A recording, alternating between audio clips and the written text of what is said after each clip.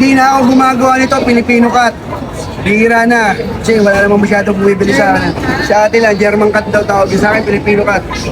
At 2 kilo. Siya. Ano siya? Oo, dalawa.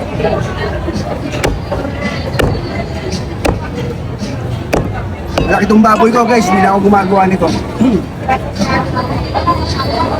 Oh, di ba sobra?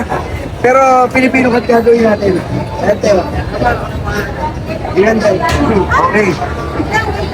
Ayaw mo yan, te. Filipino cut. Ayaw mo yan. Oh. Opo, ate. 400 po. Ito buo lang to, ha. Eh, hatiin ko lang, ha. Tapos, Okay. Kaya mo yan, te. Paglaban natin yan. Paninipis, pang-iyaw. Oo. Ito pala yung gusto niya. Ganda, oh.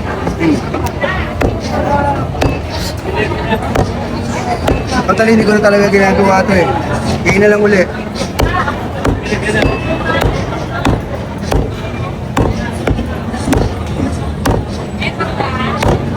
Kung gusto mo ng ganito, comment ka lang sa baba.